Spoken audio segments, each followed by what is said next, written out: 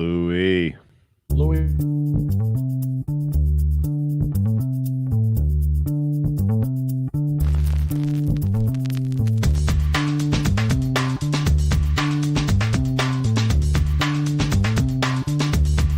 Welcome to the acclaimed podcast, The Deep Dive, featuring your esteemed hosts, Andy Monitor and Drew Dinzik, powered by BetSperts. Welcome to The Deep Dive. Andy, it is the middle of March. There is no spring baseball on, which means pitchers and catchers have not reported. Pitchers and catchers have not reported. I don't even really know what to talk about. Good thing KBO, Korean baseball, is right around the corner. So we have reached out to the number one originator on the planet of Korean baseball lines, none other than Matt Lindeman. Matt, welcome back to the Deep Dive. I appreciate you guys having me. God bless. I don't need that kind of pressure, those expectations. Last year was kind of like underwhelming in KBO. I don't know if I have that same magic from 2 years ago. Well, that's not really what we're here to talk about. Yeah. We're here to talk about. If we're going to talk KBO, I'd rather talk about the guy that took MGM for all that money. The kiosk puncher. Didn't help my cause doing that. Yeah. It was pass posting because the times are off. He bet them all in the 6th, 7th inning, something like that. I was thinking about that the other day because I've seen something have some problems. I'm like, I wonder if there's a kiosk or a sports book or somebody who screwed up with daylight savings time on Monday, it would be Sunday. Yeah. I said, I wonder if there's someone somewhere. It's like, I think this game started. The software's out. You remember? You guys know Spreadopedia, obviously. Oh, yeah. He goes way back. He had a funny story about that one time where there was a European golf tour did not go daylight savings. US did, and everybody set the times based on the wrong time on Sundays, and he got a bunch of pass posts down at one point.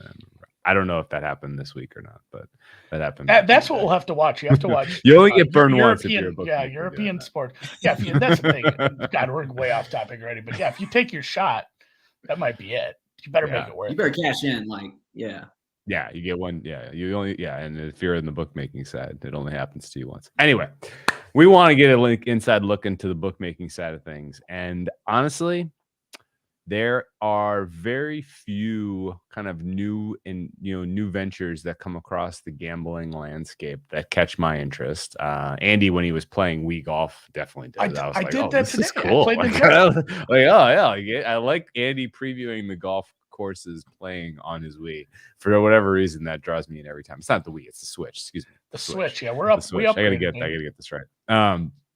So that was catch my interest. But also now, Matt, in his role with WynnBET, sets the opening lines in the basketball market. If you didn't already know, one of the I would say the originators. There are probably other people that are doing it somewhat simultaneously, chronologically similar. Sometimes you're not the first, but you're consistently up there early. And I appreciate getting some insight in terms of your process and seeing the opening lines. And I like all of that breakdown. And of course, what better resource to talk about some of these openers for college basketball as we are now on the eve of tipping off this college basketball tournament. But thank you for putting that content out there. And how did you guys just you couldn't get enough of the camera? You just want to be on screen all the time, so you're like, let's come up with a way to get me out there every day doing this.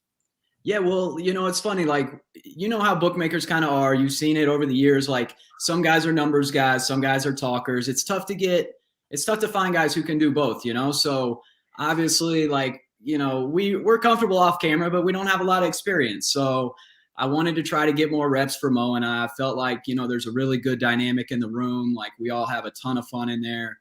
And we've always talked about, everywhere we've worked, we said, man, if we just had a camera in here, people would find it so fascinating.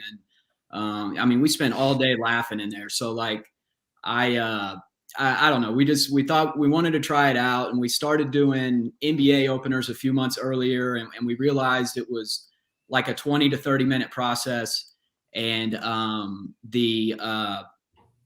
basically we realized this is something we could record, we could go through quickly. And so we jumped on that. And it's been a lot of fun. It's been really interesting. The feedback's been pretty good so far. There's a subreddit about it already calling you guys out, saying the lines are already set and you're just bullshitting us for 30 minutes, like pretending. That's not true. I made all that up. Andy wrote the subreddit. I started that subreddit.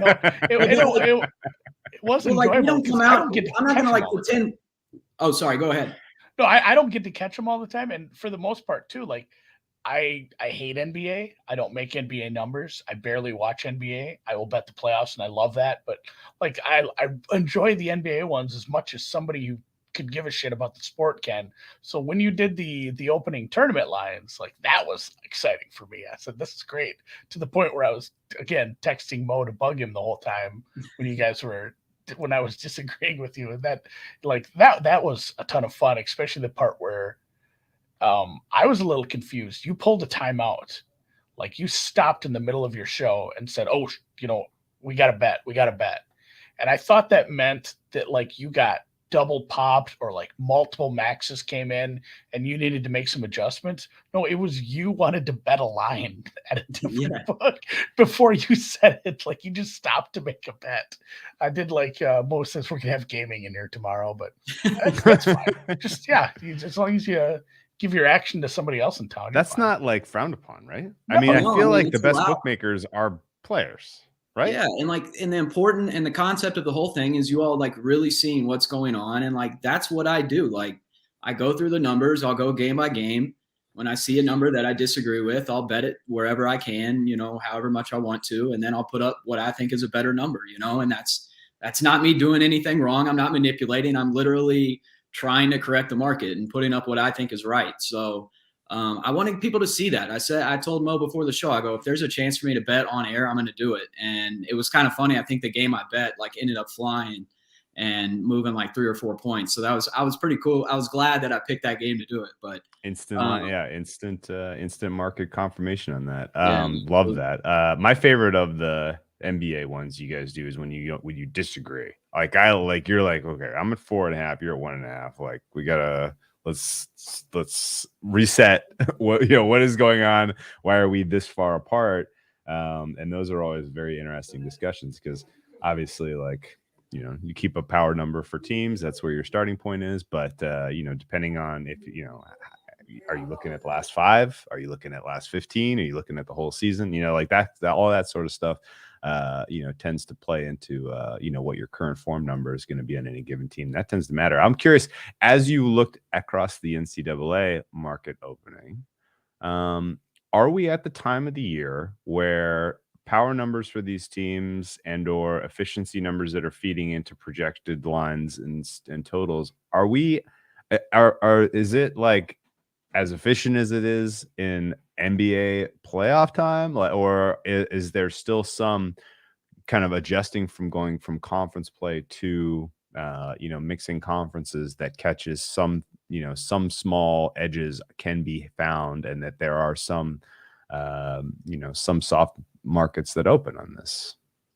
I don't think there's much of an edge once you get past the first. NCAA tournament is a different market than the conference tournaments. It's just completely different in when they open and who's open. But I don't think there's much of an edge past the first hour or two for NCAA tournament. I think I think what typically happens is people try to wait for the entire market to fill in. All their outs are available. The guys who have money, the guys who make real bets, and then once that happens, there's only a limited amount of time that market's going to sit there at a bad number on some of those games. So. Conference tournaments, usually the games will open at like 7, 8 a.m. Eastern time, and everything will be whacked into place by noon Eastern time. Like you've got a few hours on that. And then with the NCAA tournament, everybody's going to be in a rush to open every game as soon as they can for second round or Sweet 16. So, it might be like a 30, 45 minute window there where, the limits are higher. Like people are a little, more willing to, show their hand early because they can get down more. And there might be, quicker moves in those rounds. Okay. So you kind of set me up for my next question here, which is because that was my operating assumption as well, that there's basically, there's an edge, but the window's small. And honestly, like the fact that they'll take massive bets so early at some of the market makers, like that tells you that, right? So what's the deal with like first wave of games is over on Thursday, second wave of games is about to start, and some of the sides and totals are steamed?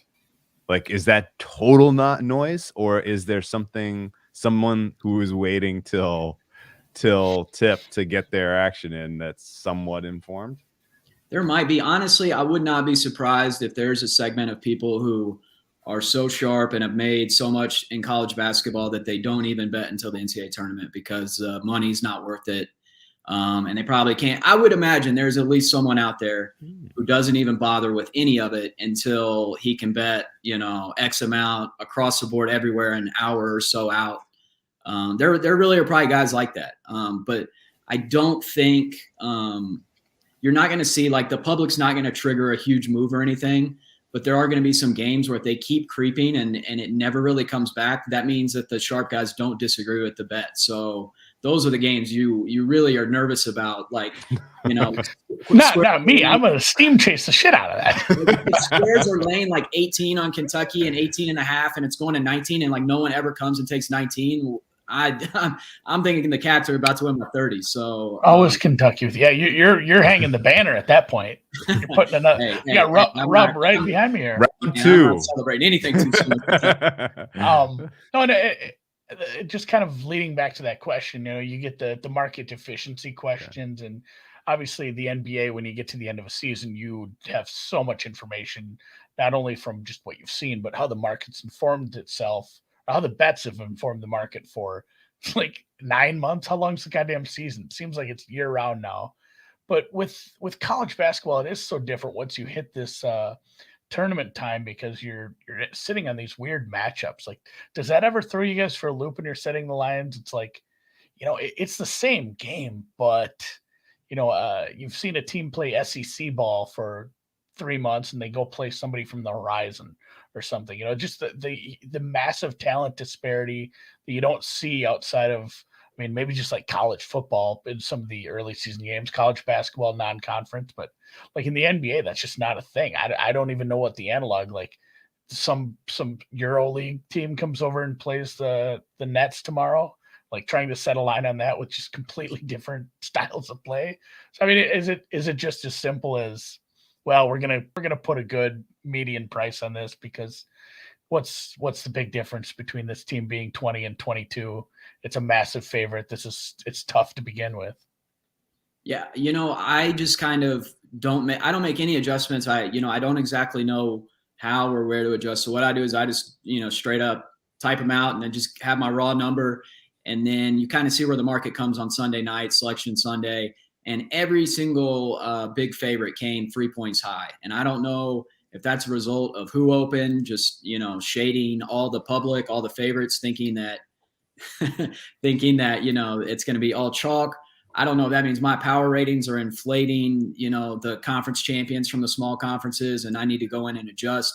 So I'm going to wait until Thursday and see, are those numbers going to come down? Are they going to stay there? Are they going to keep going? Are they going to move away from my number? And then I'll go in and make an adjustment then. But I like the Vermont-Arkansas game is the most fascinating tournament game I think I've ever had because Vermont just destroys everyone, and my power ratings through the roof for them right now because they crush everyone. So I have them like a pick 'em in that game. I know that's wrong, but they're killing everybody. And so I'm like, that's my biggest deal. That's my biggest game. It's going to be our big decision because I got to trust my number to some degree, when the number's 5, 5.5, 6 or higher, like you got to believe that you're onto something if your number's that far off this time of year. Like I don't have many games that close more than, a point and a half off my number in March. So, yeah. And that too, just the, like you said, just trusting your numbers, sticking with your own numbers. And now I do want to dig in. We talked a little off air about this. I kind of want to find out now. I can't exactly remember who the first shop was up with some prices, because you say that shading towards these favorites, these low seed or high or low seed, however you want to say it, the number one seeds.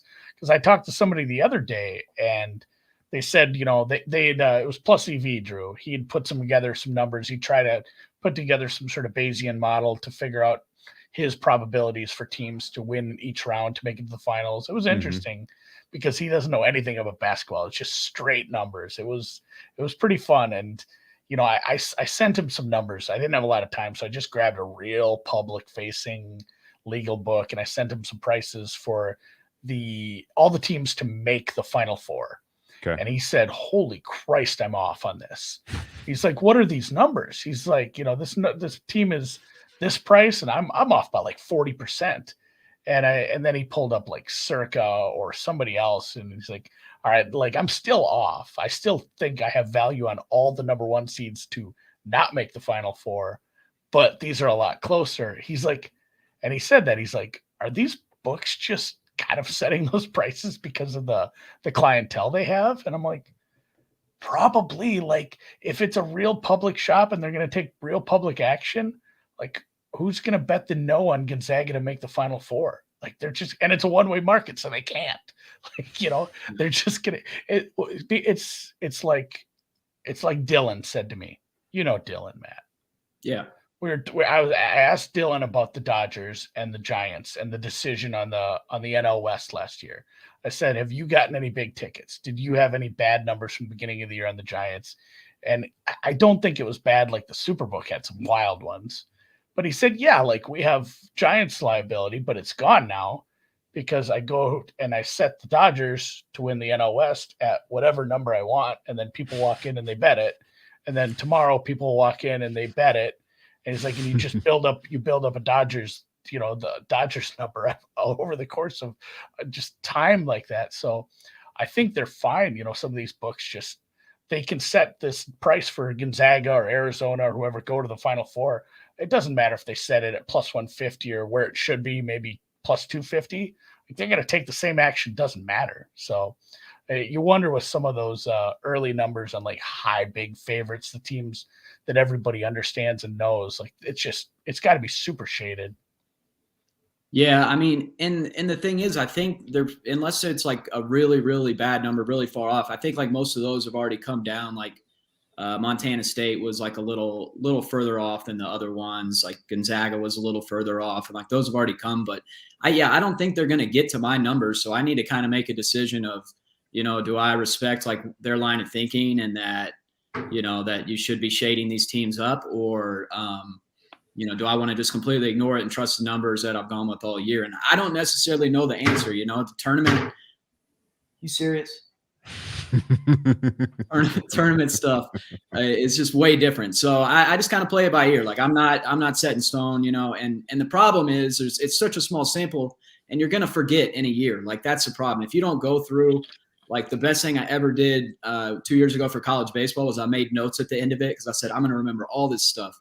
And that's something I need to start doing because you really forget like how you need to shade things year to year when you know, you're doing this stuff. Okay, in that vein, because these liquidity pools are big for college basketball's sake, like a lot bigger than just a random Tuesday night, you know, or Wednesday night in the middle of February. You're getting some bigger numbers tonight for sure. Are the liquidity draws sharp players? I get that. It probably also draws a lot of arbitrage players. Do you? I gotta know what that is. Yeah. My cat is wanting attention. Wildcats, yeah, my cats are going bananas right now. Sorry. Yeah, they're wild tonight.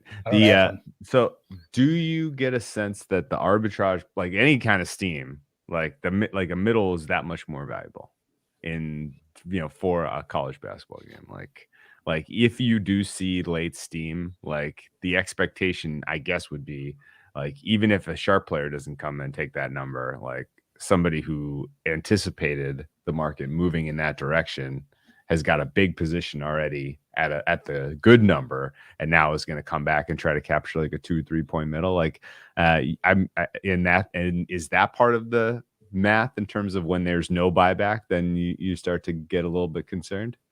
Yeah, I mean, honestly, the stuff doesn't really move like it used to, even a few years ago, to where there are these like huge middle opportunities. And so it just, it doesn't really end up being as much of a problem as you would think. Like most games, and yeah, the moves are so valuable now that if a game moves like a point and a half, if you're on the betting side of it, it's really valuable. And like it's kind of hard to justify wanting to go back and play a middle when you get a game, you play like 3 or 3.5, game goes to 4.5, 5. Like that is really strong in basketball season. And to me, like, unless you intentionally overbet it to begin with, which I'll do, I'll come and bet like 2 or 3x at the open and then middle half of it back, something like that.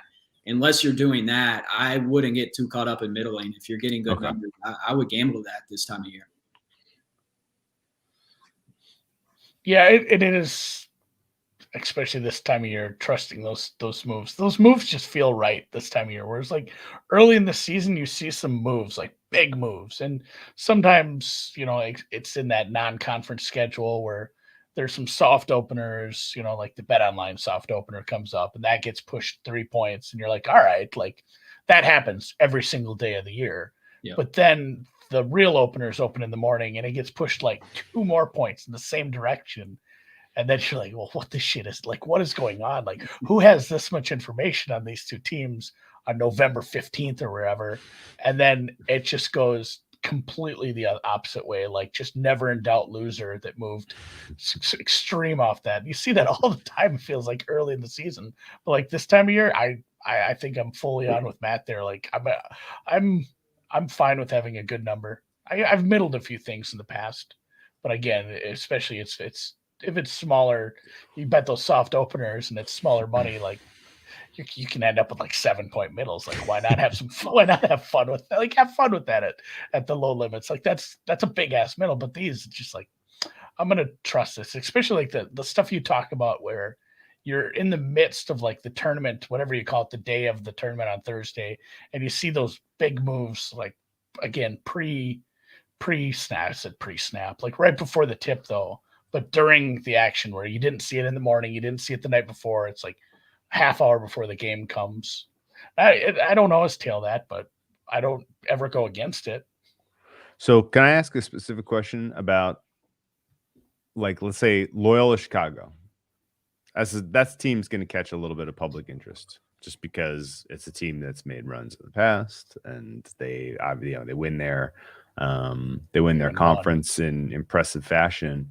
Do you build in shade on a side like that where you're expecting to get a little bit of lopsided action? And I guess, was that even a good example, or were there other kind of public dogs where you really do think, oh no, we need to be fat on this one? I don't think I can't think of a time. I don't want to say never, but like I can't think of a time where I've said we should shade this because the public's going to be on it. Like I just think I think that you've gone wrong somewhere in your like training or teaching or learning as a bookmaker, if that's your thought process, because that's not what you want to do. You want to take all the dumb money you can at market numbers, and then when you get the sharp money, that's when you want to go out of market and try to manage it. Like okay. I don't want to go and hang 25 when everybody's gonna be at 24 and welcome all this sharp money. To me, like every dollar that you write that's sharp when you shade a number that's kind of a determination of how good or bad you're doing. Like we would look at the arbitrage guys and say like, that's how good we're doing is how they're doing, because when they're only betting when we're shading or when we're off, and so that's always a really good indicator of how you want to do it. And that makes sense. It's funny too. The real public dog that everyone can't shut up about is the one that Matt loves the most in my Jackrabbits. Is that the Jackrabbits? Yeah. No, I mean, just it's hard to judge. Like I'm not looking at actual betting numbers and seeing how many people have gotten on, and I don't trust that shit anyway. But I mean, it's the one people couldn't shut up about on Sunday night. Like the whole world was just running to bet the Jacks, and then you did your show, and you're like, I like this one too. I think you had him I think you had that as a flip favorite, but what are you going to do? Open them as a 2-point favorite? Have fun with that. I mean, that one's another. You're talking about the South Dakota State. Yeah. South Dakota State, like, Providence. Yeah. That one's really fascinating because I had 1.5 the other way. That's a huge difference, really. Like, I mean, I know it's going through 0, but And you could argue that is almost entirely based on just the fact that like a 4 seed can't be a dog to a 13 seed, because it's probably that like might have some historical type, like value baked into it. I don't know. That's a really interesting game. I'm curious to see like if it goes to 3 or does it come towards my number? Like again, like I'm gonna have to figure out how to adjust based on what happens in that game and the Vermont game. What's your money line on 1.5? We usually just use like -1/4 for the favorite, plus 0.05. So that's probably where we're at. It might be like plus 1. We might be at 2 right now. But one interesting thing, so like I'm going on all these shows, like talking all this stuff, but like you can't, as a bookmaker in March, like you just got to kind of just stay at market and let the money and the customers, you just kind of let the wind blow and like see where it takes you. Like you can't get in your way. It's like Super Bowl. Yeah. Yeah, you can't get in your own way too much. Just put up a market number, let them bet, and the decisions are going to be the decisions. Like you don't want to go into your boss and say, hey, everyone else had a great week, but I love these 3 games and they all lost, so we got crushed. Like that can't happen. So you have to. Monday meetings are less fun that way. And even that Jackrabbits, you see, you're going through 0. It's still, if you're -1/4, that's 55%, and then you go the other way. So I mean, it's a 10-point or 10% swing. It's still even through 0. That's a big move. Yeah, and it'd be fun to just slap it on the table once in a while, but at the same time, if that happened in tennis, no one would blink. There are tennis matches that are missed way more than that, and that's one person versus one person, as opposed to a team of 8 or 9 guys who are getting minutes. Do you remember the tennis guy we talked to out in Vegas in September, Drew? Yeah. I won't even say who he works for, but we talked to somebody who manages tennis, and I'm like, how do you manage your risk for tennis, or like how do you set your lines? He's like, oh, that Pinnacle. he didn't even bat an eyelash. He just said, we just use Pinnacle's numbers. Okay, so were there any games this time where you were expecting balanced action and you woke up after a full 24-hour cycle and you had like a 90-10 split? I'm trying to think. The thing is, like, it's kind of a bummer when if you asked me this on Thursday, like tomorrow, I would have a better answer for you, but like nobody bets Monday through Wednesday, except for people who know what they're doing, probably. Except for those like us who, like almost every bet you're going to see, like Monday through Wednesday is going to be $100 or more. It's, people either like picking off, you're maybe the only number on a total or a side. So like I could tell you that number, but it wouldn't even be an accurate reflection of what the public thinks. I'm not going to really know that until, maybe like midnight tonight or like, early, tomorrow morning. So it's when you get to game time, early on. How lopsided is this? Let's say like your total handle on what is the first game off tomorrow?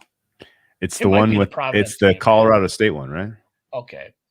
I mean, it's kind of a bad example because especially the West Coast, man, how many people miss that game and get shut out when they wake up in Vegas?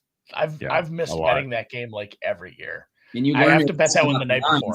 That first game on Thursday every year. Like people are standing in line waiting for that. The second game at that venue is probably the one you want to circle, because that's like everybody's been waiting for the new games to tip off after the first wave starts, and that one's going to be what's the second game? At that venue? But like just any game. Let's just say your median game on a Thursday, like. What percentage of that total handle is coming after midnight tonight? Like compared to what you've taken from Sunday through Wednesday and that Thursday, like is that like a 95-5 kind of split? Or it's like over 80%. I was going to say like probably 90%. It's, and that's one thing that's tougher. And it's kind of like a disconnect from the book and the content side is like the content, they want the interesting nuggets about bets throughout the week, whether it's football or, in basketball early on. Like you don't get anything good until, a few hours out. And then you're so busy that you don't even have time to talk to anyone in the media and give them any of that content. So like, it's really tough. Like, but I will say that like, these games they're going to have crazy splits. Like in the games where if we like the dog, it'll be like, 90% on the favorite, something like that. It's not that uncommon. We'll take a few, bigger bets on the side, the sharper side, but like isn't that again, it might be even, let's say 80-20, isn't this 20% money, even if it's people that are just cleaning up bad numbers or off market. I don't call them, I said bad numbers when they're yours. Bad numbers according to them. But even if it's just board cleaners and people playing back on stuff they bet elsewhere, maybe.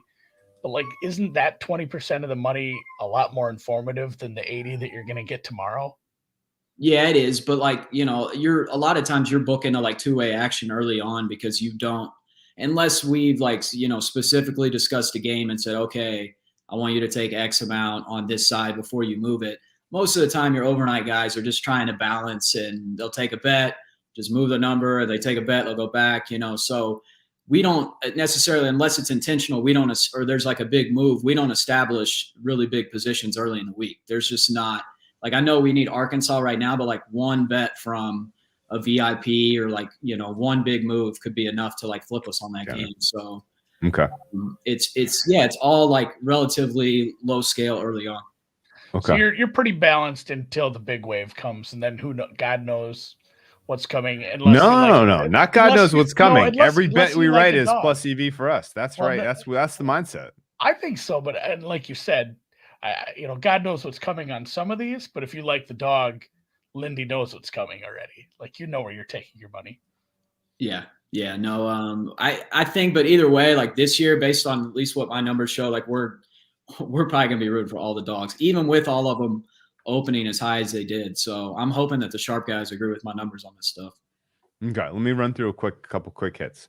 So true or false, booking college, because so the way you're explaining this, I feel like on a random college basketball Saturday, college basketball is an easy game to book because you're getting most of your action in the Power 5 markets where there's lots of information known, and you're getting a day of, and your market's already efficient, and so you're just basically sitting back and enjoying the spoils of being a bookmaker.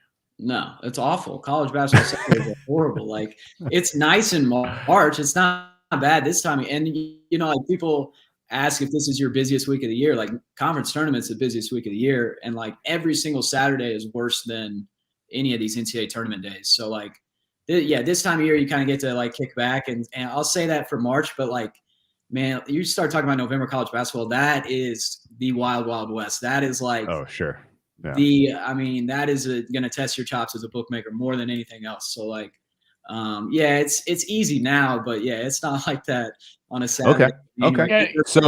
So Saturday's true. You know what the worst part about 150 games on a Saturday? Yeah. Well, the worst part about 150 Saturday games is there's 150 second halves. That was you jumped my question. So that was what I was going to, because I was trying to paint a picture that like it works out sort of in your favor because your action is sort of lopsided on the games you know the most about, and the market's the most efficient pregame. And I mean, is it? But I imagine the second half is freaking.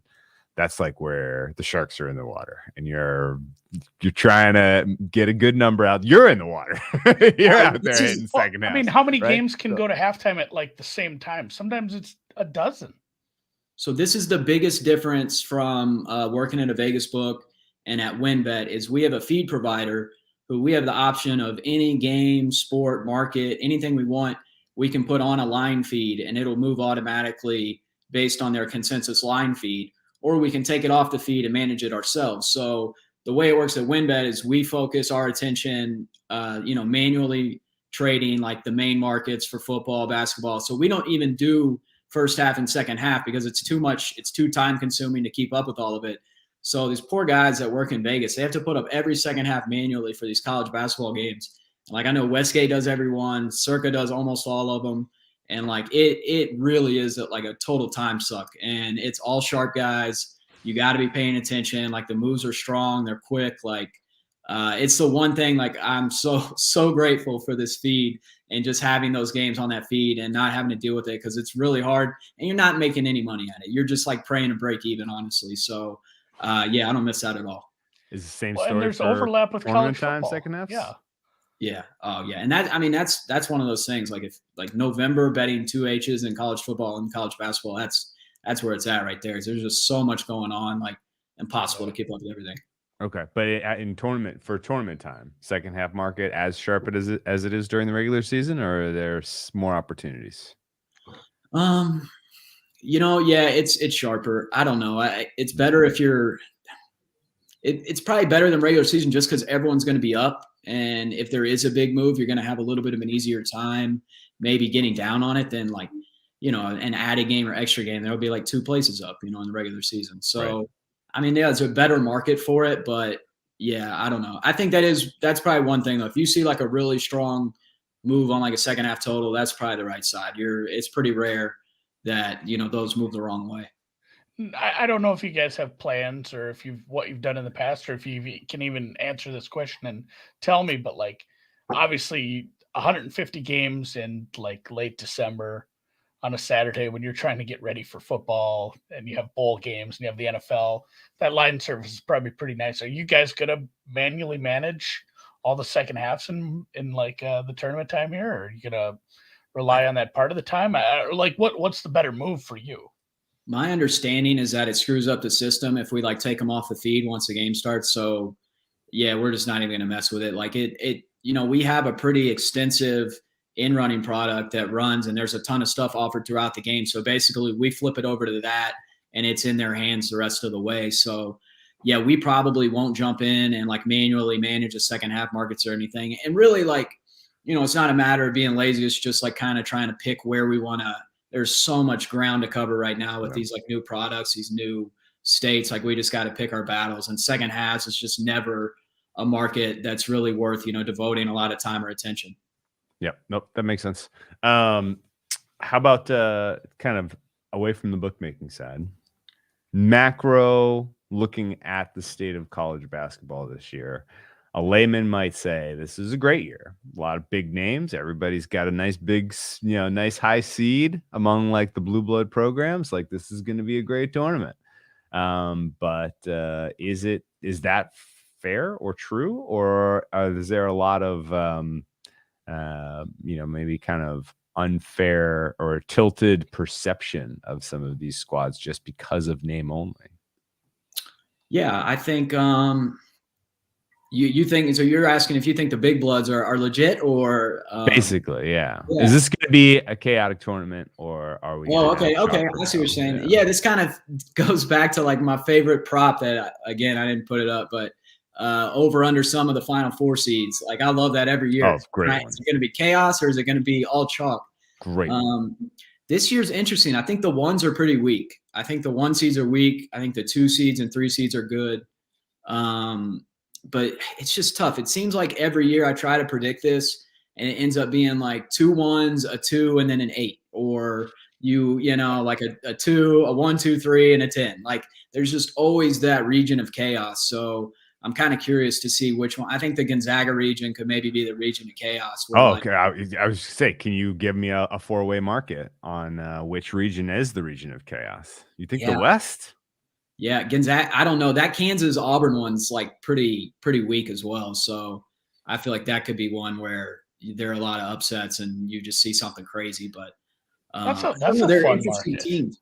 The longest shot to be the region of chaos would be you do longest bracket, longest shot and shortest. Zona's bracket looks like the region of death to me. Yeah. I'm nervous about Zona. I got a future on them. I'm nervous about the injury to the Kerr guy. Yeah. He's got like a severely sprained ankle. So I don't know. Losing your point guard right before the tournament kind of makes me sweat. Yeah. Especially going against the mighty Wright State. There's some sneaky teams. How did Wright State get 16, Andy? You're a mid-major guy. The Horizon League. Was it that bad? No, it's because of the Dayton. They were putting them in the first 4 no matter what if they made a tournament. The Horizon League is just a half step above the Southland right now, man. It's not good. Rough. Like I don't know. It really took a step down. Like a few years ago, the Horizon League was. I mean, they weren't in the middle of the pack, but they weren't bottom 5 like this. It was a rough league this year. So you didn't balk at Wright State 16? No. Okay. I'll have to go check my preview. I did like a triple take because I went through my whole bracket and I was like, I didn't see Wright State. I was like, did they like get suspended and they're like not in this or something? And then I was like, they're the play-in 16. What? That happened to me today. I put Merrimack bet in, and I went to check on that later, and that game had disappeared. Did you see Jeff Davis's tweet about that? No. What did he say? He just said. the board is lighting up on Merrimack, ... The game has been canceled for 12 hours. It was just incredible. And I'll tell you, like, I would do some shit like that. Like, I would bet into a game that's not even being played just because my numbers agree with it and it's on the board, you know? Okay. Yeah, So the game might have been canceled at the point I bet it. I'm not even sure what time they called it, but it was still on the board, and I liked the plus 6.5, so I took it. That's funny. I probably bet on a game that wasn't even happening. okay. So so just off the cuff, you've been watching college basketball for a long time. What's like kind of the some of the more memorable tournaments in years past? You know, it's bittersweet to say, but like the most memorable tournament for me was the year that Kentucky was at 8 seed and lost in the finals to UConn, because that was wild. The most just incredible run. And it was like a reversal of like kind of a role reversal for Kentucky, like being the dog. And, you know, those like poor freshmen had such a horrible regular season. Like that was so much fun. You know, like the year Kentucky won it all was stressful. That wasn't even like really enjoyable. It was just a relief. Andy, what about you? The Anthony Davis year was stressful? Yeah, that wasn't fun at all. It was like, please just win finally. You were stressed about that? Yeah. No, I just need to get it. I feel like heading into the Sweet 16, they were like, they were minus unstoppable. 200. I mean, what were they? They were. It was a big number on them to win. Yeah, that field was really weak that year, and they were just. It was ridiculous. bad. Yeah, I was trying to. I'm trying to think of what year. I'm pulling this up too, and Lindeman. He looks like he's a 50-year-old Italian guy from the East Coast, but he's not that old. He is much younger than him. Yeah. But so I don't know if you remember the '96 team that lost to Arizona in the finals. Yeah, I cried like a baby that night. They were the reigning champs, right? Yeah. I cried the game before because that's the one year that my Gophers were ever good. Like good enough. Oh, They made that run. I think they got a 2 seed or maybe a 3 seed, and Minnesota ripped through that turn, and like they were looking really good. And then that Kentucky game happened, and I don't think it was terribly close. There was an overtime game somewhere along the line, but man, they took down UCLA, and this was our year. And as a Minnesota sports fan, I didn't have much to celebrate. It had been a while. I barely remembered the World Series. So like that was I don't even know why I did this to be nice for you. I put Rupp behind me, but now I'm kind of mad at Kentucky. I can remember the newspaper, Linde. The next day, it just said Kentucky Fried. That was our Pioneer Press in the morning, or Star Trib. Like Minnesota was the 1 seed, Andy. Yeah, they were. Yeah. Oh yeah, I think we were 3rd overall. It might have been 3rd. They didn't really sweat until actually wait. Clem one Haskins, of their games might have won overtime. Who was the head coach? That was a Clem Haskins year. Yeah, no, you want to talk about like having. Oh, we got a cat in the background. Yeah. You want to talk about like having a distorted sense of reality. No, be a Kentucky fan as an 8-year-old from 96 to 98. You win that. You play a national title game 3 straight years. Like my expectations are outrageous ever since that happened. So yeah, we had a little Drew. You'd know him because NBA. We had a little point guard that used to pull his socks clear up to his knees. I'm not sure if you could pick him out of a lineup. Played in the NBA. Point guard. I think he ran the point. He was definitely, he was little. Man,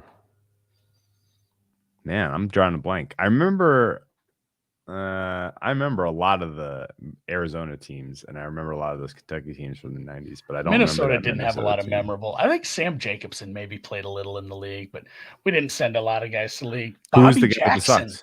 Bobby Jackson. Remember that? I do. Socks up to his damn shorts. I do remember him. He had a nice long career. He played Minnesota, Sacramento. He was Memphis. One of my childhood heroes. As I'm watching, and that was like pre-KG, so the Timberwolves stunk. I mean, he was there, but he was still the skinniest person ever and wasn't that good yet. So was that your most memorable tournament that year, Andy? I mean, I've had a lot of funner ones in Vegas, obviously, since. But like, have either of y'all hit a future? Virginia when they won. Yeah.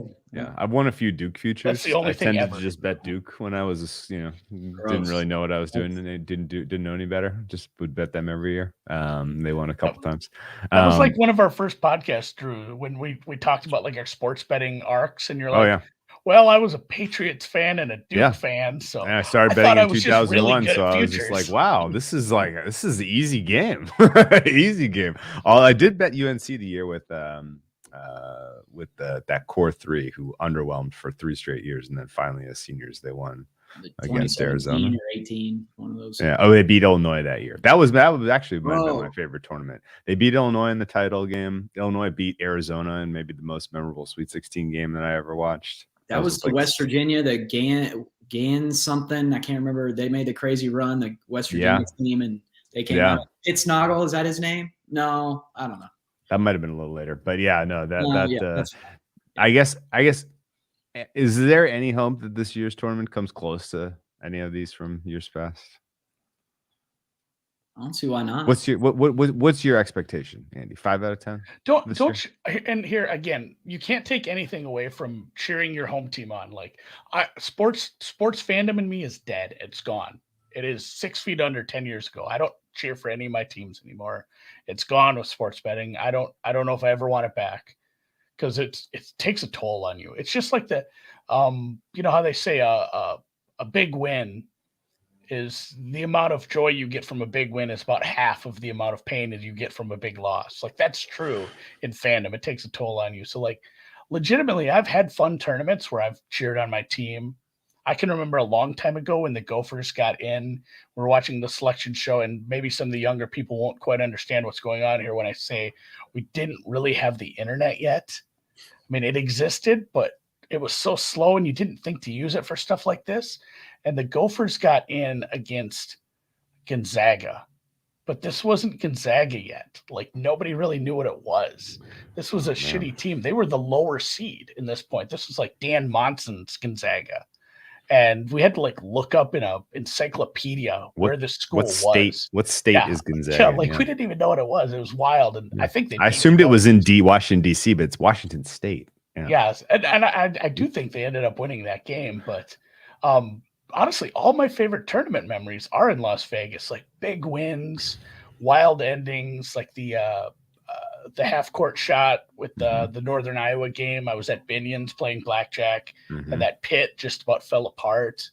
Like the Texas A&M ending, I was at the Golden. Well, so let me ask you. So I had all those are way more those were excellent. So I had a fan affinity. I think I had a little bit of exposure to UVA when they finally got it done. That was one of the most memorable tournaments of the recent years. That was every game they played. Every game was so good. If Gonzaga has a similar arc this year and finally wins, as like a longtime college basketball fan, are you going to have a little bit of a cool? Yeah, no, I think I will. Not Matt. You're ready for Kentucky to beat them by 20 in the Final Four. I've been outspoken about thinking this Zags team isn't the one that can do it. So I mean, I know that's not like that bold to say after they didn't do it last year, but if any team can turn around, I know Virginia did it the year after losing to UMBC, but like, there's no way the Zags are winning 6 games. There's no way. Like, you watch a team against Alabama and Duke, it's not happening. I mean, they got smoked by St. Mary's at home. It wasn't even competitive. Like, this is like literally just people saying, oh, it's Gonzaga and they've only lost 3 games, so they're number 1. Like, they're not number 1. I don't know. I know they look great against Fran, but like your power ratings have them where?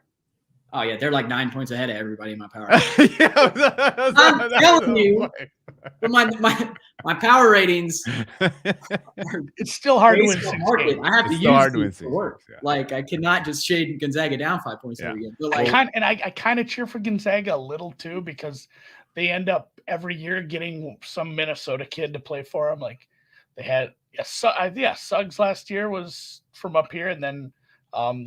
Again, talk about skinny ass kids. When I was talking about KG, this Chet, he's about 130 pounds, but he played up for Minnehaha here. So a local kid makes good, goes and gets there. And I guess maybe I don't want to cheer for old drinking and driving Mark Few anymore, but it would be nice for the program to just get one. Okay. Well, since we got you as as an originator of actual markets for college basketball, let's talk about Gonzaga's path, because I thought last year the tournament really it was like, okay, you guys you had a great regular season. We're going to give you a super soft region, like basically bye. Whoever comes out of Michigan's bracket, you'll beat them. That ended up being close. And I think that was a little bit of a detriment to that team. Like they would have been a little bit better off to kind of have a couple of close calls, a couple of, iron sharpens irons kind of a moments. This year, I think Gonzaga got a very challenging West Regional. You mentioned it off the top. You could see this being somewhat chaotic. And if you had to guess, let's put chalk through here. Gonzaga is how many points favored over Boise State? Let me pull it up for you. Andy, what do you got for that one? Those are two Mountain West teams. You're two West Coast teams. What do you're all over? I was checking the score to the Bryant game there. Gonzaga minus what against Boise State? I'm gonna just do Memphis. Gonzaga. 9. Memphis. Oh, you're putting Memphis through. Oh wow. Yeah, I'm putting Memphis through. Bronco shade. My goodness. Mountain West overrated. I don't know. Just off the top. What do you make that Memphis? 11? It's going to load here in about 4 minutes. Oh, my God. 13.3 for Gonzaga. 13. Yeah, wow. But see, so this is the time of year where, like, my numbers on Zags will start to be too high because I've got them inflated from West Coast. So I'll actually – like, my number was too high for all their games, like, through the Sweet 16 on last year because you kind of have to shade them down for actually playing, like, a little, more competitive athletic team. But okay. There are people arguing about that right now, and it bothers me, and I want to hear your take on this because I know you keep your power numbers for a reason throughout the season. But people say, like, look, St. Mary's and San Francisco are good now. It's a better conference. It's like, yeah, the rest of the conference still sucks shit, and that's only 4 games. I mean, you're going to beat the ever-living tar out of Marymount and some of these other teams. Like, it still is just 4 games. It's like adding, like St. Mary's has always been decent. You've always had that secondary team. San Francisco being a good team is like adding 1.5 semi-tough non-conference games. It's not a big change to their overall rating, I don't think. So, I mean, it's still just Gonzaga beating up on a bad conference, really. Okay, so what about go ahead. Oh, I was just going to say, I mean, like, they're the same. They play the same style. They're poor man Zags. Like, they're not, if Rick Stansbury moved to the West Coast Conference and recruited his players, like, that would be an interesting comparison because that's the style that Zags don't see every day. And, like, when they go play Alabama and they get destroyed, like, how am I supposed to believe they can play 5-6 straight athletic teams, really talented teams that are playing their best basketball of the year and get through that unscathed? I don't know. I don't see it. But. There's not really anyone in the top half of their bracket that is playing the best basketball this year.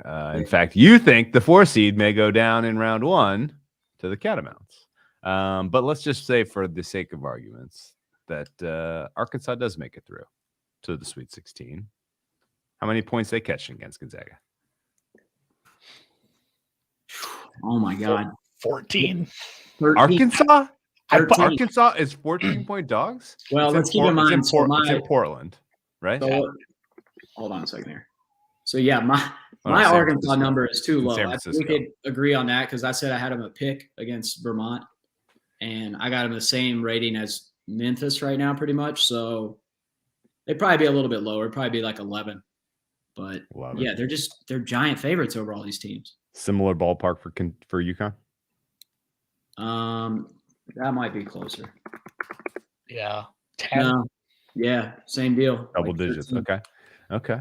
How about in the Elite 8 matchup against the likes of a Duke? Not that they're going to get there because Duke's not that good this year. You misspoke. That's not how you pronounce it. 9.5. Yeah, I mean 9.5. And you can really argue like where do they belong? Like, should it be? What did that market close? They're 5-6 points ahead of everyone else, but it's gonna that gap's gonna close. Like my number, I'll probably have to make an adjustment. That's just what I have right now. But Andy, do you remember what Duke Gonzaga closed at back in December? Was it December? I know who won the game. I think it was like Duke won by 3. Yeah. It's like 7. Gonzaga was like 7 or something. 7. Okay. Yeah. And that was neutral, right? Yeah. Okay. So yeah, it could be. I think it was in Seattle. Gonzaga right? might be. So we're talking about Gonzaga could realistically. I mean, is there anyone else in the entire West who would be inside double digits? Texas Tech. They get pretty decent market respect because of the low total. That defense Texas Tech basically the same as Duke. I'd make it an 8.5. Yeah, it's going to be. They're going to be through the roof. I wonder what's the region price right now? It's got to be minus 250-ish. Yeah, that's crazy. See, we did. I mean, no, it's probably accurate, but like we did Final Four all year, and I had Gonzaga. I just made them even money all year, and no one bet it. Like we crush on Gonzaga to the Final Four because who wants to bet like an even money future? Yeah, right. So kind of funny to hear that like that number was terrible. I was lucky that like no one came in and asked that. Yeah. Okay. All right. Interesting. I had to go check the Duke. Yeah, the Duke game was the Maui Invitational, which was of course in Las Vegas. It was the Alabama game. The Alabama game was the weird. I was going to make a joke about that, but you beat me. Yeah, the Alabama one was the one they played. It was in Washington, but like across town or something stupid. It was quote unquote neutral, but it really wasn't. And Alabama was a lot better than that. Kind of leads me to a quick question here for Matt, because somebody else asked me this the other day. Do you do anything with home court just based on like, yeah, and I get like Gonzaga versus, Joe Bag of Garbage, whoever they get in the first round, it might not make a hill of beans difference in a massive spread like that. But some of these teams, like again, the Providence and UConn playing so close to home against some of these teams that are going to come from way out west or in the Midwest, like they're going to have a bigger fan base there. It's not their court, but you still have your home crowd, and we know that can affect the whistle a little. So, I mean, is there any adjustment for that at all based on, the regions and where these games are taking place? I think, maybe a little bit, but I don't think it's as significant as you would think. Like, I don't think you can give Vermont a bunch of home court when you've got Musselman basically using it as like a tactic to piss off his team. Like, you just shipped us to play Vermont in their backyard. We're a 4 seed. We're only a small favorite. Like, there are some situations where it might not actually even be a benefit. But like, I think the best example of if home court matters at all is probably going to be this Indiana St. Mary's game, because you've got Indiana flying from Dayton out to Portland? Yeah. I think they're playing Portland. in. Yeah, it's super close for St. Mary's. And like, if there's a situation where home court matters, that's probably it. So like, if that game goes to like 4, then that home court, or at least the people that really set the market, value home court. If it stays at like 2.5, then they don't really care. But I'll say that the trip east to west, not as big a deal. Not as bad. Yeah. Not as big. If you were playing in Portland and then you got to turn around and play in Dayton next, you might be scrambled. Okay, so let's say staying on this home court angle. Let's say that Gonzaga makes it to the Final Four and they face, the Kentucky Wildcats in their part of the country down in New Orleans. What kind of number are we going to see between Kentucky and Gonzaga? This is a fan question, by the way, from Papa Kels. I mean, yeah, like my numbers have 9, but I know that's just not right. 9? Yeah, that's for Kentucky Gonzaga? That's what I'm saying. Like my number is wrong for Gonzaga. Like, okay. It would probably be like 6.5, 7, I would think. Yeah. Andy said 6, right? I said 7. Okay. Yeah. And some of it is going to depend on the extenuating circumstances of the games that precede it. Like, there's going to be things that happen that drive that. But like right now, you're probably maybe I'm even a little high at 7. Yeah, like if Gonzaga doesn't cover 4 straight double-digit spreads on the way to Kentucky, who has won every game by 20, it's going to be like a 3 or 4 point game, surely. What is Kentucky, in your unbiased opinion, the type of team that would give Gonzaga a problem? Before we talk about this, I want to say thank you for giving me something to look into on the travel for NBA. East, West, and West East. I'll have to. Surely, yeah. I hadn't thought of that, but no.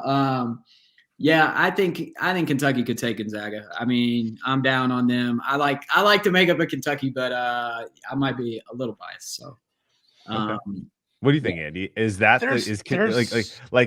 if you are one future only Zaga super stan, who are you afraid of on that side of the bracket? I just closed the bracket for some reason because I'm an idiot. We're doing on that side of the. So you're saying a Final Four matchup, or you're saying in their region? On anyone before the final. Man, I do think like a lot has been made of like, oh man, everybody right after that came out like that tough region. The thing about a tough region is you're literally it is very static on the amount of teams you will play from that region. That does not change. True. You will only play so many games, yeah. and you cannot play all those teams. And there could be an upset, although the upset last year didn't really help them. UCLA was tough as nails.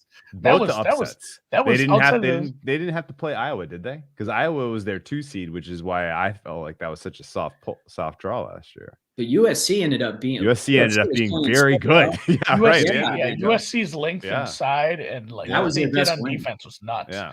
That was a very scary team. Yeah, Gonzaga, they said, it was a cakewalk draw, but like USC and UCLA were really tough outs. I mean, they were just worn down once they got to Baylor, and Baylor was so good. But this year, again, looking at their region, I'm not as scared of those teams. I think they make it through their region.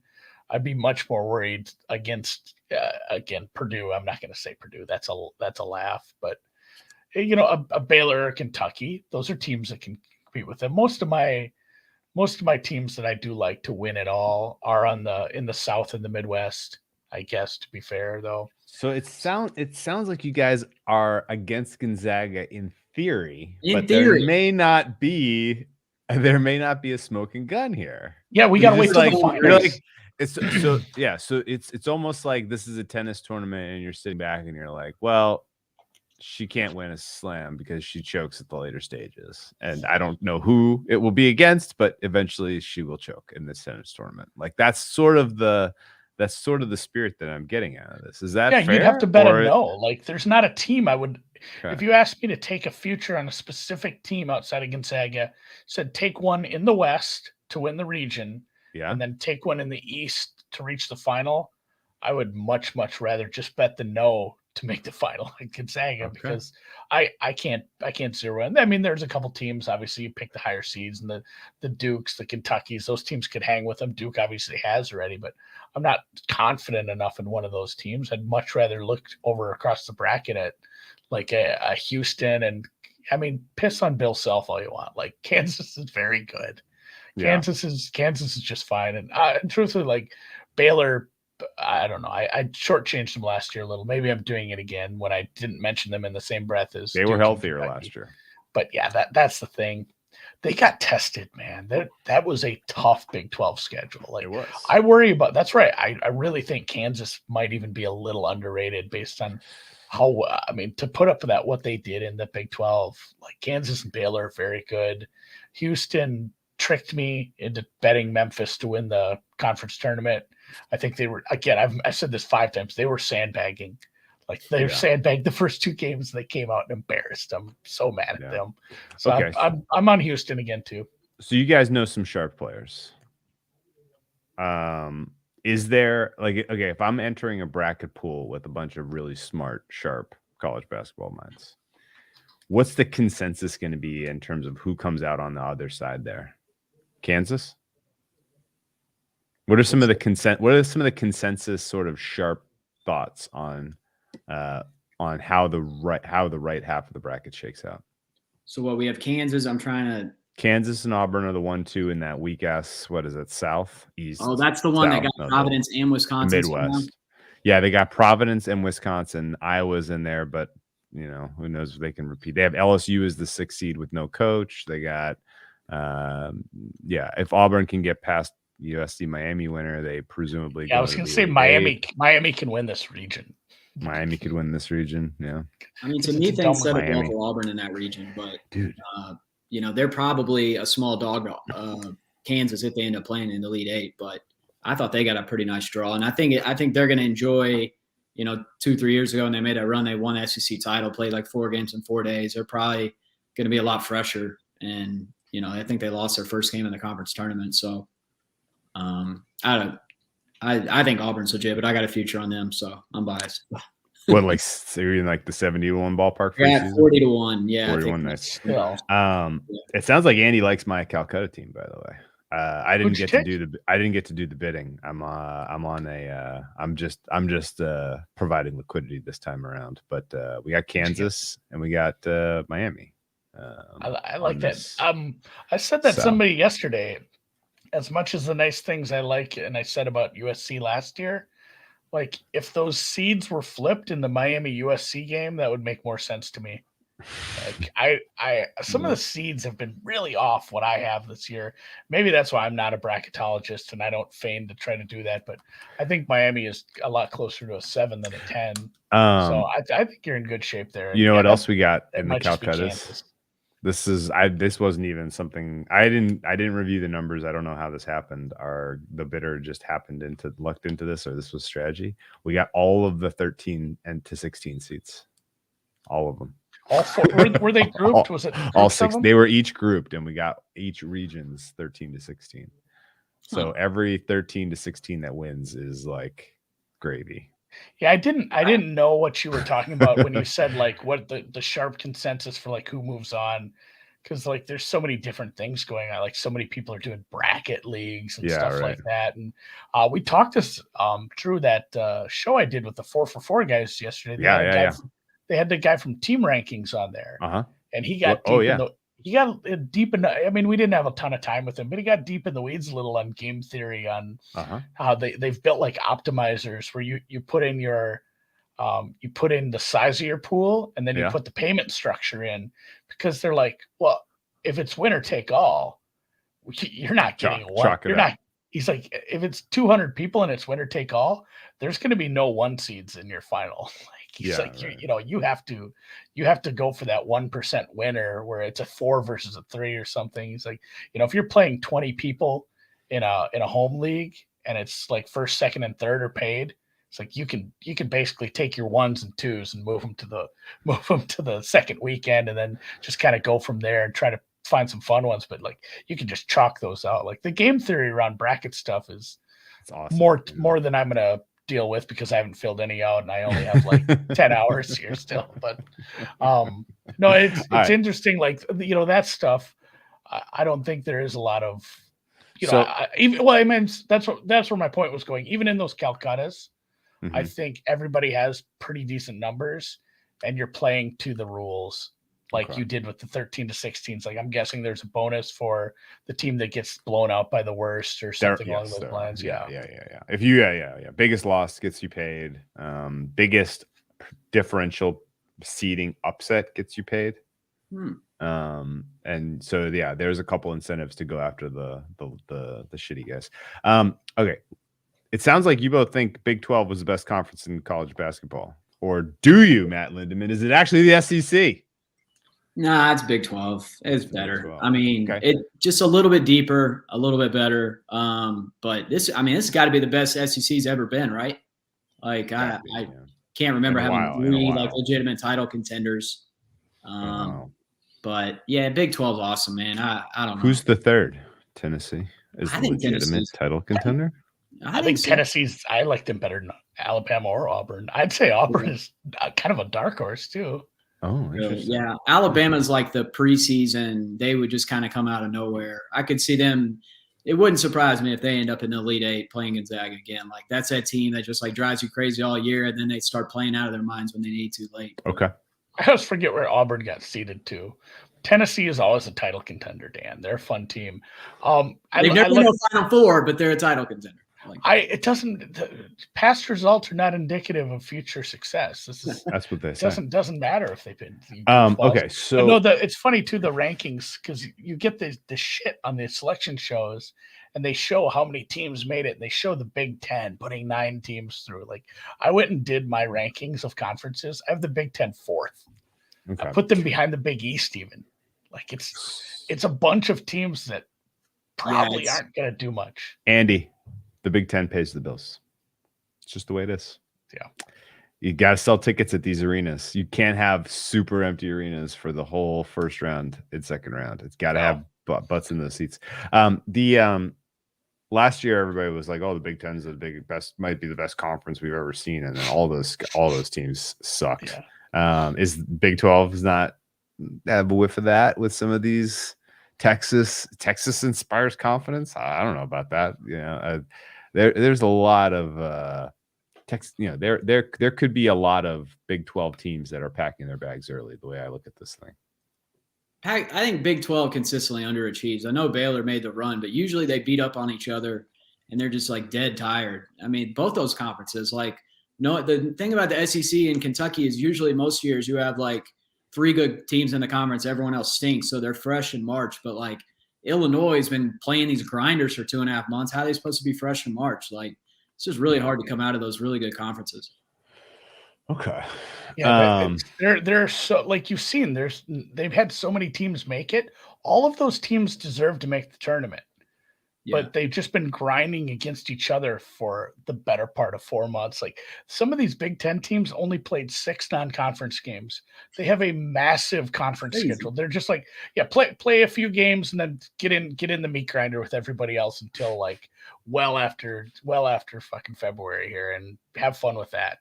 Like, I think that might be a problem with this, because if there were 2 or 3 really good teams that could cruise through, you need 10 more Nebraskas to cruise through. And then you, like Lindy said, you'd be a little fresher. Okay. So if I'm putting together my numbers for NBA for next year, who do I need to pay most attention to out of the individual players who could do something special in this tournament? Anybody come to mind? I think this Jabari Smith sounds like he's going to be the number 1 overall. I'm not real good with players. Like I can't sit here and be like, oh, this guy has this or that skill set. Like I just don't. I know the All-Americans and probably the best guy or 2 for most teams, but I do not I'm not real good with like scouting the draft prospects or anything like that. So I couldn't tell you who to watch. Andy, you got anybody you're excited to watch? No, all my guys play in mid majors. I watch. Who's going to be like the Max Amos this year, though? Oh God, Wynn's next time will actually have one of those. That was so fun. Yeah, and I'm a South Dakota State guy. Like he ruined my conference tournament. They were a 4 seed in their conference tournament. I mean, that team wasn't even really supposed to get out of that. And what they did was wild. But I think I probably misspoke when I said we won't see stuff like that anymore.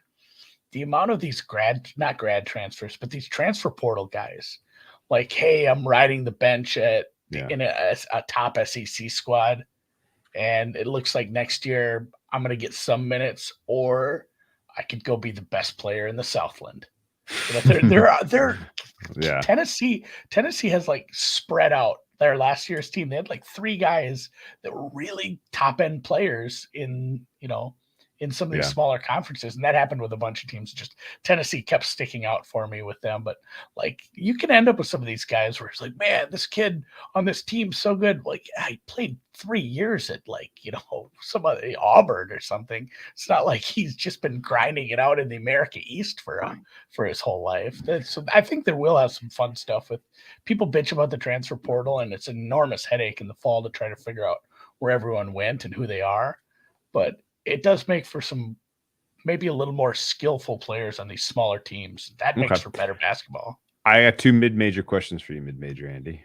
Outside of Gonzaga, which mid-major school is the last school standing? Man, can you count the American? That's not fair. I think I almost want to move the American up into like the stratosphere. No man's land. Yeah. Yeah, because they're always like a multi-bid league now. That's not fair. And even the Mountain West, like they put 4 teams in, but I mean the Mountain West probably should be called a mid-major, just based on where they put them. Well, it ain't gonna be Wyoming, and Boise got a pretty tough draw. Boise now, yeah. San Diego State is gonna probably get Kansas in the second round. That's tough. Wyoming's already out. Colorado State might be your one. They're going to beat Michigan. They can beat Michigan, and maybe they hang with Tennessee and move on there. That's a spot maybe you can see a Mountain West team move to. But if we're throwing out the American, what does that leave me with? Loyola. That leaves me with Murray. They're not Murray's not beating Kentucky. That's a powerhouse blue blood. You can't take a team like that down. I probably should throw out the Atlantic 10, and obviously, and who's doing anything out of the A10 anyway? Like, you tell me. Well, that was actually, you just jumped my next question for mid-major Andy. There's people out there who are buzzing that Davidson can take down Duke, and Duke might not make the Sweet 16, and Coach K's run is going to come to an end before he even gets to weekend number 2 of the Linde already NCAA said tournament. that. It's just horseshit. Okay, so you don't think Davidson really goes toe-to-toe with Duke? That's not. What do you make that line, Lindeman? I say so. I shouldn't emotionally prepare myself for the last Coach K game to be this weekend. Yeah, probably. Davidson really overachieved this year. They lost their best player. Yeah, I got Duke six. It's a pretty bad defense. Like, that's a 15-point game. You know who else has a bad defense? Duke. Yeah, it would probably be 7.5, something like that. Okay. They might just get myrtleized in there. I'm not big on the A10. And I'm actually still mad at Davidson for losing that final. That was amazing. Richmond. Yeah, that was bad. God, I had Davidson as a future. SMU is in the American. I'm just scrolling down my list. Utah State didn't even make it. Horseshit, really. Boy, it's not looking good if you want to get out of those mid-majors. That's not good. No, they set them all. They lined them all up for the death squads. Yeah, it's not good. Yeah. How about to what degree does coaching matter, and does that in some way, shape, or form, or I guess, is Jay Wright still a good coach, and does that give Villanova a puncher's chance at making the final? I don't know. I mean, you just feel I feel like coaching is factored into their number to begin. It's in their rating basically the whole time. So there's no adjustment to be made really. And wouldn't you feel like it's kind of insulting to manually say, okay, this guy's, I don't know, to decide to make a bet based on the coaching matchup and be wrong. That's just something I don't get too caught up in. But I know that there are a lot of sharp guys who handicap matchups a lot closer than me. Probably know that one style clashes with another or whatever. But I've never really gotten into all that stuff. So Syracuse's defense is tough to prepare for. The Syracuse is a totally just an anomaly. One of one, right? Yeah, it's ridiculous. But I don't feel like there's really necessarily any proof that the better coach or who's regarded as a better coach does better in the tournament. Okay, I don't know if that's necessarily a thing. But what do you think, Andy? Coaching matter to you? You'd like to think so, but you see good coaches lose to bad teams all the time. Okay, so it's tough to say. And again, that's the tricky part of, whatever, best of one. A coach having a bad day, a couple players have a bad day. You play the wrong style of ball, and you go up against a team that gets hot from three, and all the coaching in the world ain't going to save you from. The worst is the foul trouble. That is the worst way for a team season to be ruined. They got to change that. But you to 6, give everybody 6. Yeah, how are you going to ruin someone's season because a guy gets 2 fouls in 3 minutes in the biggest game of the year? It's way too much on the line for these kids to have basically a season decided on foul trouble. Got it. Okay. Sorry, random rant. No, that's fair. No, so last, are there certain statistical categories, free throws, defensive turnover percentage, 3-point shot percentage of shots made by 3? Are there certain statistical categories that you circle and you're like, oh boy, if you're not good at these 3 things, forget about it. I'm not even giving you meaningful consideration, or vice versa. This team's not great. They're middling. They're seated where they should be seated. Market price is what it is, but they do excel at a handful of things that tend to be highly correlated with a Cinderella run. Anything statistical jump to you, Andy? I can forgive a team with a fatal flaw, a team that has a high turnover ratio, a team that, really bad on the offensive glass, but it's their one thing. They have a good offensive efficiency. Their defense plays well enough. They just turn the ball over a lot.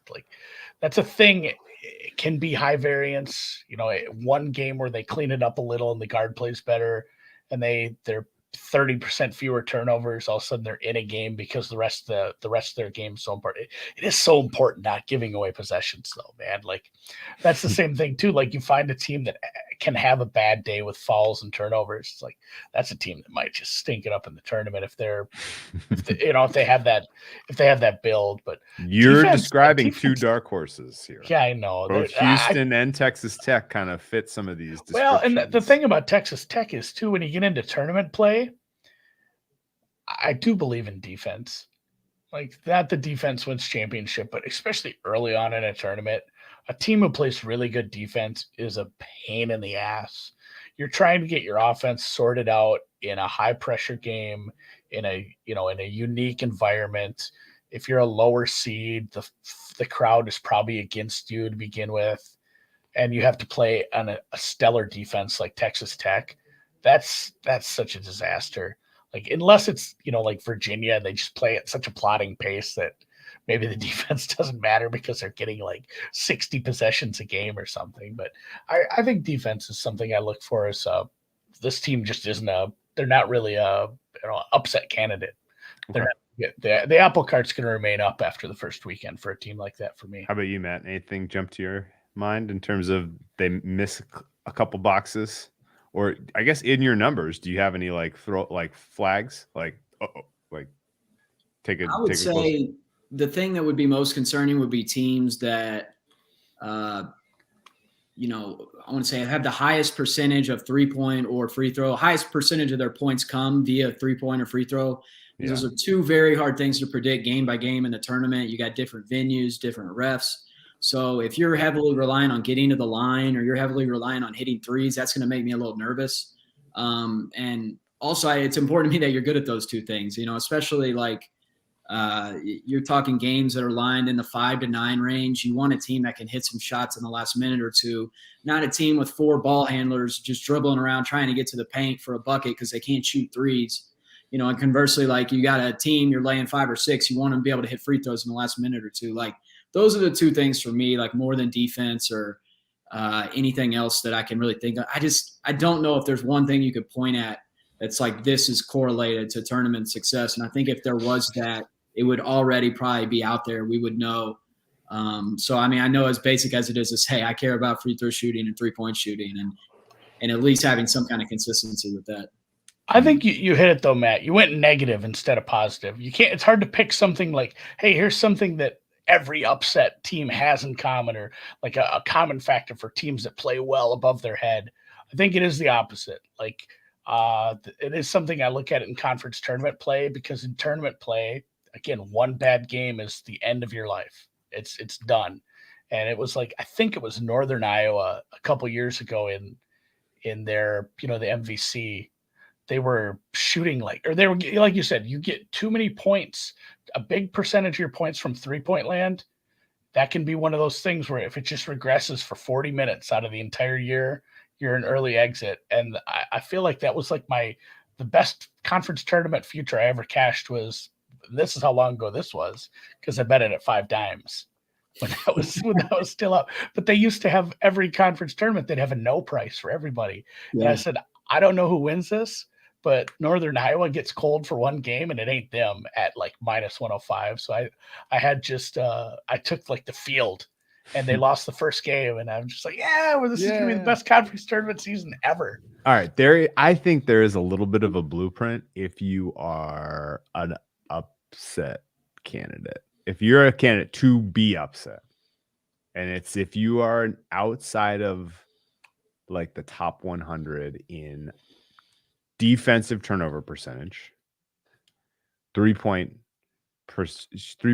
percentage, and free throw rate, free throw percentage. Because basically, if you are at a deficit in a game in the second half, you're down 8 because the other team had fluky shooting. If your defense can't create turnovers and get extra possessions, it's going to be really, really hard to close that gap.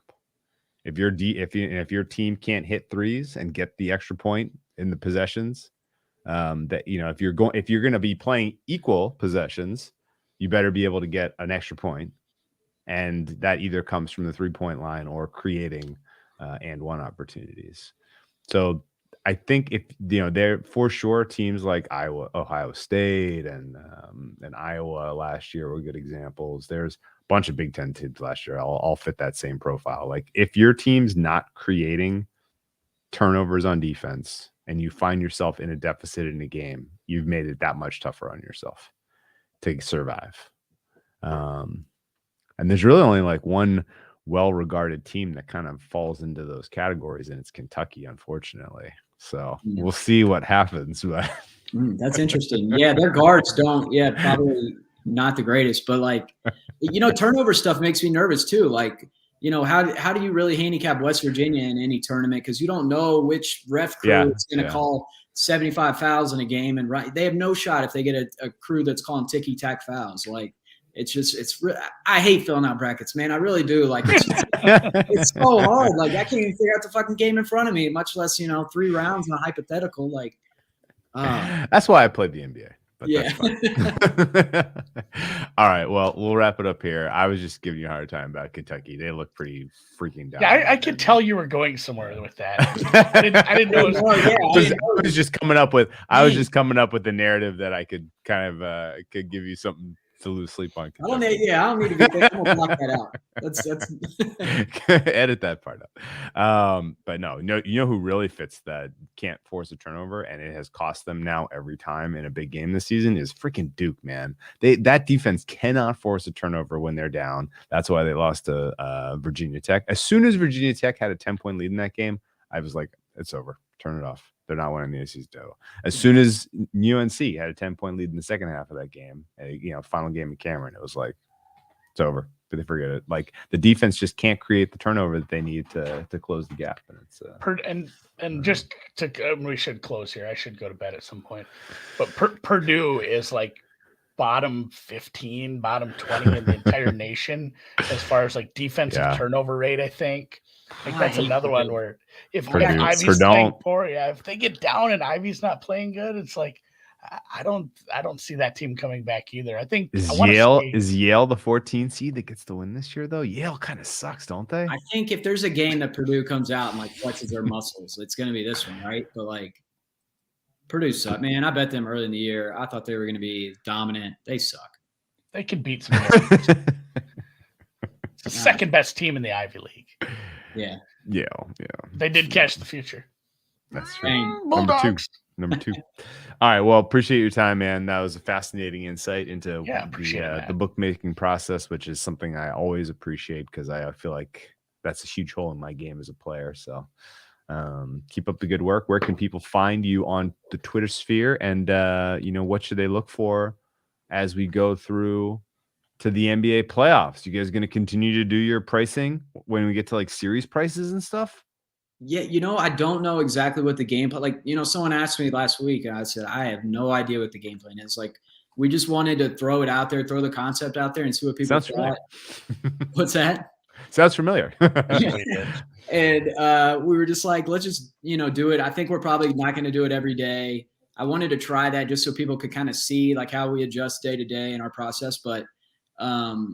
I don't think it might be something we do, in football once or twice a week, Saturdays and Sundays, but I don't know exactly like NBA playoffs. How do you talk? Like could we even talk about anything?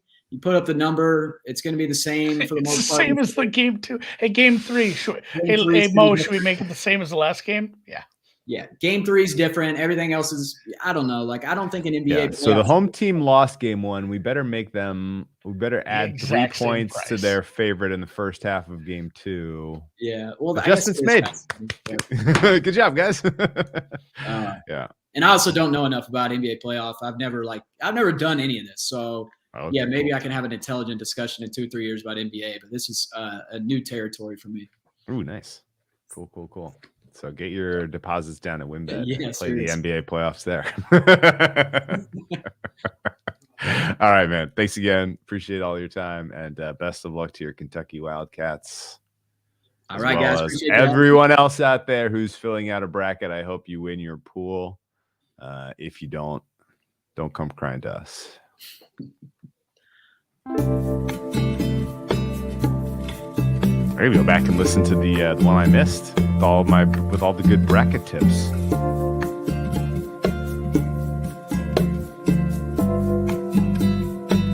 gonna make a quick banner. Look at this. This is his Twitter. Oh, at Lynch. Yeah, thank you. At Linde.